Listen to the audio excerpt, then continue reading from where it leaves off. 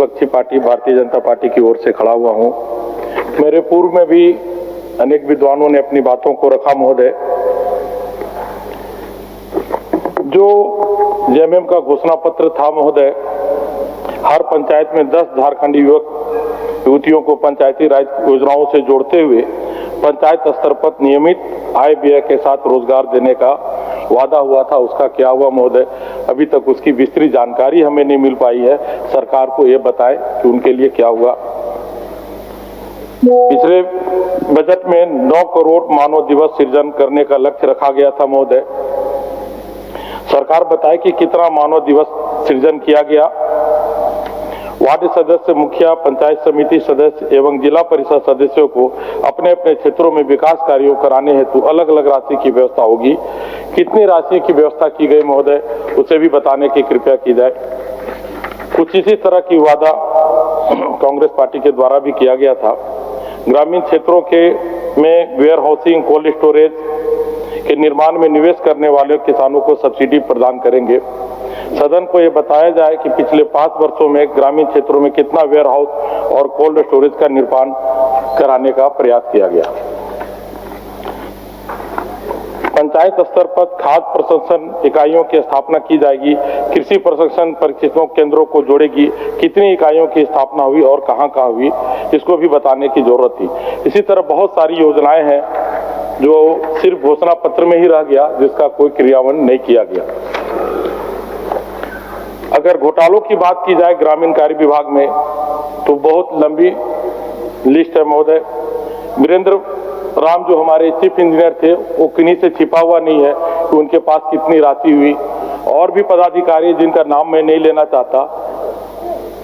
विषय ये है, अभी भी उसी तरह के पदाधिकारी उसके संपर्क अभी भी कार्य कर रहे हैं इस विभाग में, तो उनको भी चिन्हित करने की जरूरत है कि किस तरह के पदाधिकारी। अभी बहुत अच्छे बातों को हमारे हेमलाल दादा ने रखा कि जो भी टेंडर होता है वो 10% से बिलो में नहीं लिया जाए या न 10% एबव से लिया जाए, तो उससे पर भी रोक लगाने का जरूरत है।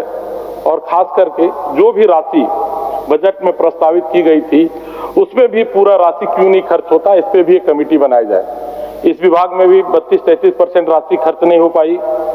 हर विभाग का कमोवेश यही हालत है कि हर विभाग की राशि कहीं न कहीं पूरी खर्च नहीं हो पाती। तो क्यों नहीं हो पाती, इस पे भी चर्चा करने का और गहन चिंतन करने का भी जरूरत है। और एक बात और महोदय के संज्ञान में देना चाहता हूं, हर सरकार में जितने भी लोग आ रहे हैं बोल रहे हैं कि ग्राम सभा मजबूत होना जाए, जनप्रतिनिधियों को अधिक से अधिक सुविधा दिया जाए। तो आज भी हम जिला परिषद अध्यक्ष का वेतन मात्र 12,000 रुपया देते हैं, मुखिया का 2500 रुपया देते हैं, उप मुखिया का 1200 रुपया देते हैं और प्रमुख का वेतन हम 5,000 रुपया देते हैं और उप प्रमुख का 4,000 देते हैं। जस्ट इसके उल्टा पंचायत सचिव का वेतन 21,700 रुपये से लेकर 50,000 रुपये प्रति माह होता है और वर्तमान में पंचायत समितियों की आर्टिफिशियल वेतन मिल रहा है, वो भी 14,380 रुपया है। तो कहीं ना कहीं एक गंभीर समस्या है, इसको भी देखने का जरूरत है। पिछले नवंबर में झारखंड सरकार और मुखिया संघ के साथ वार्ता भी हुई थी, कुछ मामलों में बातें भी की गई थी महोदय, लेकिन उसमें भी क्रियान्वयन नहीं हो पाया। पंचायती राज वित्त मुखिया संघ के द्वारा मांग किया गया था, पंचायती राज वित्त आयोग का राशि शीघ्र पंचायत को दे दिया जाए ताकि पंचायत गांव का सर्वांगीण विकास हो सके। राज्य वित्त आयोग की कार्रवाई प्रक्रिया में और सरकार आगामी वित्त सभा में एटीआर प्रस्तुत करेगी। तदनुसार अनुशंसा एवं निर्माण के आलोक में राशि हस्तांतरित की जाएगी, जो अभी तक नहीं हुई है। दूसरी एक और मांग था महोदय, कार्य अवधि के दौरान किसी भी जनप्रतिनिधि की आकस्मिक मृत्यु दुर्घटना होने पर 30 लाख रुपए की मुआवजा दिया जाएगा, लेकिन सरकार की तरफ से 5 लाख रुपया स्वीकृत किया गया था, जो भी उसका भी अनुसरण अभी तक नहीं हो पाया है। इस तरह और भी बहुत लंबी मांगे हैं, बहुत ज्यादा तो मैं नहीं बता सकता, समय नहीं होगा मेरे पास सदन के में उतना बोलने का। एक मांग और था महोदय, ग्रामीण मुखिया गणों का मानदेय केरल राज्य के तर्ज पर 30,000 रुपये निर्धारित किया जाए। मानदेय पर बिहार के तर्ज पर पंचायत प्रतिनिधियों का मानदेय बढ़ाने हेतु सहमति बनी है। इस प्रस्ताव पर माननीय उप मुख्यमंत्री झारखंड से अनुमोदन तथा मार्गदर्शन प्राप्त किया जाएगा, तदनुसार प्रस्ताव पुष्टि किया जाएगा, लेकिन अभी तक कुछ हुआ नहीं है। इसी तरह महोदय, झारखंड में हमेशा हम लोग जन जंगल और जमीन की बात करते हैं, तो खास करके मैं वन विभाग की ओर बताना चाहता हूं कि हर बार वन विभाग के लिए हम लोग बड़ी बड़ी बातें करती है, लेकिन जंगल हमेशा कम होते जा रहा है महोदय। कैसे जंगल बढ़ेगा, इसके लिए कमेटी बनाया जाए कि झारखंड जो जंगलों का प्रदेश था वह पुनः स्थापित हो जाए। मैं सदन के संज्ञान में दिलाना चाहता हूं कि पिछले वर्ष मैंने 1 लाख पौधे लगाने का एक योजना बनाया महोदय, और हमने आसानी से उसे पूरा किया। वन विभाग का भी सहयोग रहा, और खास करके मैं बताना चाहूंगा, फलदार पौधे लेके हम लोगों ने गांव-गांव घर-घर में गए और 2-2 पौधे 5-5 पौधे दिए। सब लोगों ने, अगर हम किसी को 2 पौधे देते तो 5-10 पौधे मांगते थे, लेकिन विभाग के पास फलदार पौधा नहीं था, तो हम लोग दूसरे स्टेट से मंगाना पड़ा। मैं निवेदन करूंगा खास करके महोदय से कि इतने फलदार पौधे सभी जनप्रतिनिधियों को दिया जाए और पूरा झारखंड में उसको वितरित किया जाए कि हम लोग उसे अपने जगह में लगा सके, और लोग लगाएंगे बढ़िया। आप अगर आम का पेड़ देते हैं, लीची का देते हैं, अमरूद का देते हैं, तो हर कोई लगाएगा। वन विभाग का हालत यह है महोदय, कोई उनके पदाधिकारी कोई काम नहीं करते, कोई जनप्रतिनिधियों का नहीं सुनते। जो अभी सड़क का काम वन विभाग के अंदर हो रहा है, जो पुराने सड़क बने हुए हैं, सिर्फ रिपेयर का भी काम हो रहा है, तो उसको भी रोक देते हैं। मेरे भी विधानसभा में ऐसे बहुत सारे सड़क का है जिसको रोक दिए गए, सिर्फ रिपेयर करना है। वो पदाधिकारी किसी का नहीं सुनते। अगर वन विभाग को सुधारना है तो उसके लिए महोदय से निवेदन होगा कि जो डिफेंस में आदमी रिटायर करते हैं उनको उसके ऊपर कमेटी बना दीजिए। ऐसा ही जंगल विभाग और जंगल राज सचमुच में है, ये सुधारने वाला नहीं महोदय। इसको सुधारने के लिए कठोर कदम उठाना होगा। जो झारखंड हम लोग बोलते हैं कि झारखंड जंगलों का प्रदेश है, पुनः स्थापित हो जाएगा महोदय। इसमें एक कठोर से कठोर निर्णय लेने की आवश्यकता है। हर विभाग में अगर हम लोग कठोर कानून नहीं लाएंगे, न जंगल में या न जमीन में, तो नहीं हो पाएगा महोदय। फंड का अभाव है, बार बार मुद्दा आता है। 1,36,000 करोड़ का बकाया है, इतना बड़ा रुपया बकाया रहेगा महोदय, तो हम लोग सारे विधायक पैदल यहाँ से दिल्ली जाएंगे कि कहाँ बकाया है, पद यात्रा करेंगे और वो रुपया को लेके आएंगे। विपक्ष का भी साथ होगा, ऐसा नहीं कि विपक्ष का साथ नहीं होगा, लेकिन तथ्यों को सही रखना चाहिए महोदय।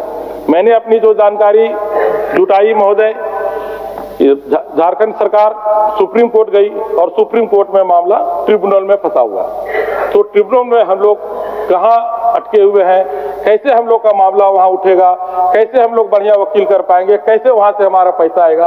और ये जो पैसा है महोदय, मैं बताना चाहूंगा, सीबीआई एक्ट के अनुसार फंसा हुआ। ये CBI act coal bearing act होता है महोदय, और ये कॉल बेरिंग एक्ट सभी जगह लागू है। झारखंड में लागू है, उड़ीसा में, बंगाल में, छत्तीसगढ़ में, हर स्टेट में, और हर स्टेट का पैसा है। बिहार के समय से ही फंसा हुआ है।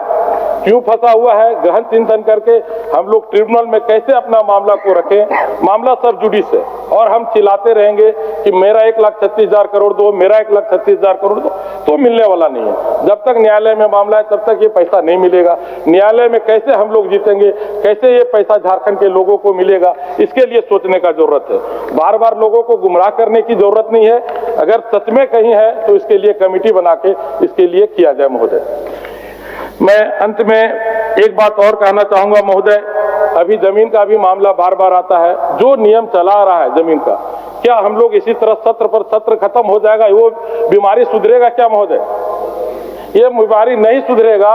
इसको सुधारने के लिए एक टीम बनाया जाए, कमेटी बनाया जाए, एक कठोर कानून बनाया जाए। अगर पूर्व में 2013 से पहले सीसीएल जमीन लेती थी महोदय, या कोई भी योजना के तहत लिया जाता था, तो उसमें जो नियम था उसमें पेमेंट मिलता था। झारखंड सरकार का पूरा सुप्रीम कोर्ट का आदेश है कि किसी का भी जमीन अगर एडवर्स पोजीशन में तो उसको भी पेमेंट मिलता था। तो क्या हो गया, कौन सा ऐसा सचिव था जिसके आदेश के चलते हम झारखंडियों का विकास रुक गया? मैं नाम नहीं लेना चाहता, एक कोई सचिव के गलती के चलते आज हम लोग फंस गए। अगर गलती हो गई है तो उसको कैसे सुधारा जाए? ये काम असंभव नहीं है महोदय, ये काम सुधारा जा सकता है।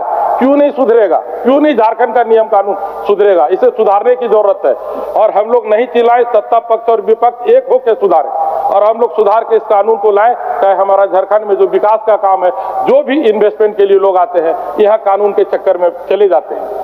जो भी इन्वेस्टमेंट के लिए हम लोग बाहर में दौड़े, बैठक करें, कुछ ना कुछ अगर नियम कानून हम लोग का गलत होगा तो धरातल पर नहीं उतर पाता महोदय। आज हम लोगों को कंपटीशन करना है छत्तीसगढ़ से, कंपटीशन करना है उड़ीसा से कि कैसे वो रोज राज्य से हम आगे बढ़े। जब झारखंड बन रहा था महोदय तो हम लोग बहुत खुश थे, छोटे थे उस समय 25 साल पहले कि ये हमारा जापान बन जाएगा, कोई बोलता था कुछ बन जाएगा, और आज हम लोग कहाँ चले गए। बिहार हमसे आगे जा रहा है, झारखंड के लोग हम लोग पीछे हो रहे हैं। कब हम लोग आगे आएंगे? क्यों नहीं हम लोग एक साथ मिलकर काम करें? जिस तरह हम लोग फोटो सेशन में फोटो खिंचा रहे थे, मेरे मन में एक ही बात आया था, अगर इसी मन भावना के साथ हम लोग अगर काम करें तो निश्चित तौर पे झारखंड आगे बढ़ेगा। अब कैसे आगे बढ़ेगा उस पर काम करने की जरूरत है महोदय। हम लोग सिर्फ बेमतलब का समय सदन का न बर्बाद करें। काफी रुपया खर्चा होता है और लोगों बेरोजगार युवक युवतियों का टकटकई भरे नगरों से देख रहे हैं कि हमारे नेता क्या कर रहे हैं और हम लोग कुछ नहीं कर रहे हैं महोदय। कुछ करना चाहते हैं, ऐसा माहौल बनाए, कुछ करे कि झारखंड आगे हो जाए। बस इतनी ही बातों को कह के मैं अपनी बातों को समाप्त करता हूं। धन्यवाद महोदय। धन्यवाद। माननीय सदस्य श्री बोलिए।